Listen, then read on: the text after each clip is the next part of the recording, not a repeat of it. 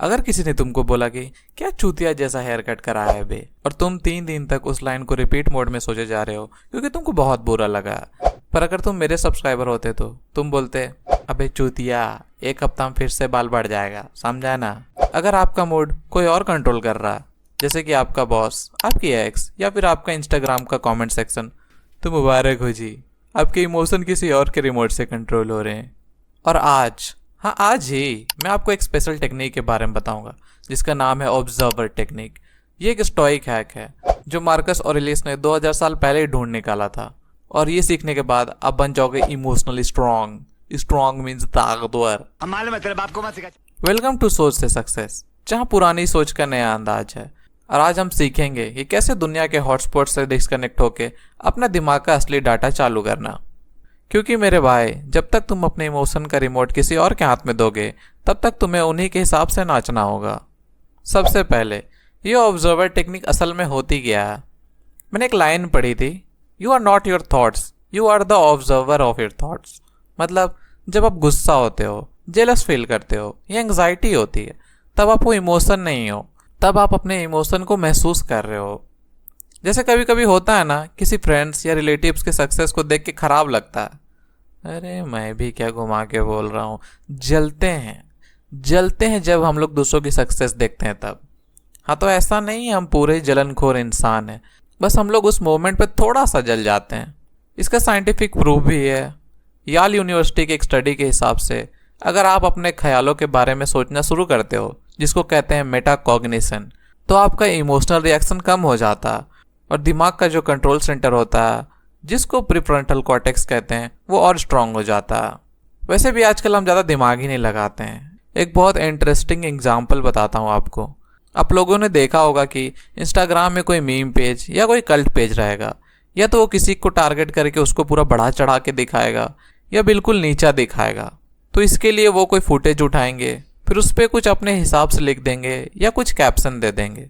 और मुझे सबसे मज़ा पब्लिक को देख के आता है, क्योंकि जब तक पब्लिक केवल मजाक मस्ती के लिए देख रहे हैं तब तक कोई दिक्कत नहीं है, पर जब पब्लिक उस फुटेज को रियल मान लेती है और बहुत ज़्यादा सीरियस हो जाती है, तब आपको उनका सीरियसनेस उनका कमेंट्स में दिखेगा। और जब आप वो कमेंट्स पढ़ेंगे तब आप समझ जाएंगे कि हमारे देश में इतनी बेरोजगारी क्यों है।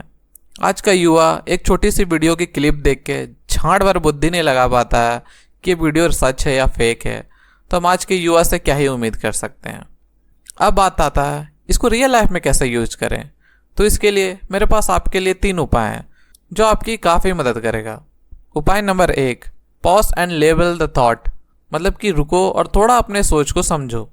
मान लो कि मेरी क्रश मेरे को बोल दे, हम सिर्फ तुमको अच्छा दोस्त ही माने और कुछ नहीं, हम दोनों दोस्त ही ठीक है। तो अगर यहाँ पहला वाला मैं रहता तो मैं उदास हो जाता और पूछता पर क्यों, हम क्या करें जो तुमको हम पसंद आए। पर जो अब वाला मैं हूँ वो बोलेगा ठीक है, अब तुम्हारा मन ही नहीं है तो हम लोग सिर्फ दोस्त ही रहते हैं। उपाय number 2, talk to yourself in third person. मतलब कि अपने आप से ऐसे बात करो जैसे तुम खुद के ही दोस्त हो। ये थोड़ा बकचोदा वाला बात लग रहा होगा, पर ये काम करता है। जैसे मैं कभी कभी ये चीज़ करता हूँ, जब मैं कुछ ज़्यादा ही परेशान हो जाता हूँ, तब मैं एक शीशे के सामने खड़ा हो जाऊँगा और बोलूँगा क्या हो गया बे, तेरे को इतना परेशान काहे को हो रहा है, फ्यूचर को लेके परेशान हो रहा है क्या, अपना काम करना बे, क्योंकि फ़िलहाल तेरे हाथ में वही है, तो अभी अपने काम पे ही ध्यान दे। साइकोलॉजी भी बोलता है जब आप खुद से बात करते हो तो ये आपको ज़्यादा अच्छे से सोचने और समझने में मदद करता है। उपाय number 3, zoom out like Google maps. मतलब कि खुद को गूगल मैप्स की तरह जूम आउट करो, ताकि जो आपको बहुत बड़ी प्रॉब्लम लग रही है उस मोमेंट पे, वो बहुत छोटी लगे जब आप बड़े पर्सपेक्टिव से सोचो। जैसे फ़िलहाल में मेरा इशू है कि मेरे वीडियोस पे व्यूज़ नहीं आ रहे हैं, तो हमको थोड़ा ख़राब लगता है, पर फिर बाद में मैं सोचता हूँ ये इतना बड़ा भी प्रॉब्लम नहीं है कि इस पर मैं उदास बैठूँ, नेक्स्ट वीडियो पे काम करते हैं। हाँ, ये बात अलग है कि नेक्स्ट वीडियो में भी लौड़े लग जाते हैं। ये ऊपर की टेक्निक सिर्फ कोई पुरानी फिलॉसफी नहीं है, मॉडर्न ब्रेन साइंस भी इससे 100% सपोर्ट करता है।